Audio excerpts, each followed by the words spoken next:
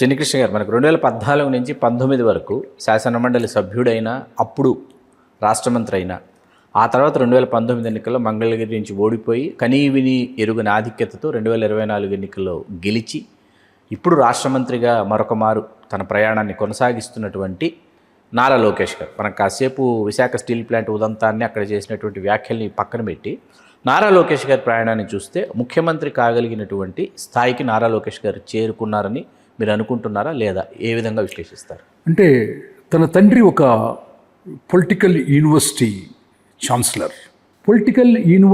Chancellor అయినటువంటి చంద్రబాబు నాయుడు గారు ఏకైక కొడుకు లోకేష్ గారికి బిగినింగ్ స్టేజ్లో నుంచి ఇప్పుడు రూపాంతరం మీరు చూస్తే, చేంజ్ ఓవర్స్ చూస్తే దినదినాభివృద్ధి అంటారు, తెలుసు కదా మీరు? అవును, దినదినాభివృద్ధి అనమాట. అంటే ప్రతిరోజు మనకి ఎడ్యుకేషనే కదా, ప్రతి ఇన్సిడెంట్ మనకి ఎడ్యుకేషనే కదా.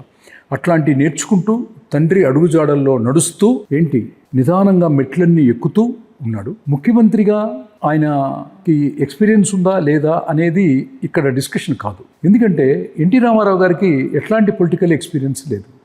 ఇప్పుడు విజయ్ గారు ముఖ్యమంత్రి అయ్యారు, ఎట్లాంటి ఎక్స్పీరియన్స్ లేదు. జయలలిత గారు ముఖ్యమంత్రి అయ్యారు, ఎట్లాంటి పెద్ద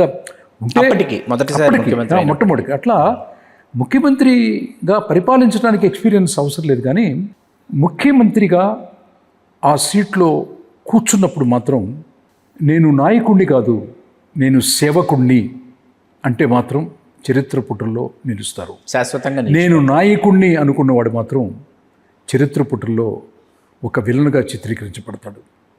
so all politicians is the servants అని నమ్ముతూ ఆ అడుగులు వేసుకుంటూ వెళుతున్నాడు. కాలం నిర్ణయిస్తుంది. ఆయనలో చాలా రూపాంతరం, చాలా మార్పులు, చాలా మెచ్యూరిటీ లెవెల్స్ వచ్చినాయని నేను అనుకుంటున్నాను. హలో, తెలుగు రాజ్యం ఛానల్ చూస్తున్నారా? సామాజిక రాజకీయ జీవన చిత్రణే తెలుగు రాజ్యం.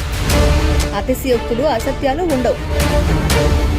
రాజకీయ కోణం కాదు, ప్రజా కోణమే కొలబద్ద. తెలుగు రాజ్యం వీక్షణ మీ ఉత్తమ అభిరుచికి నిదర్శనం.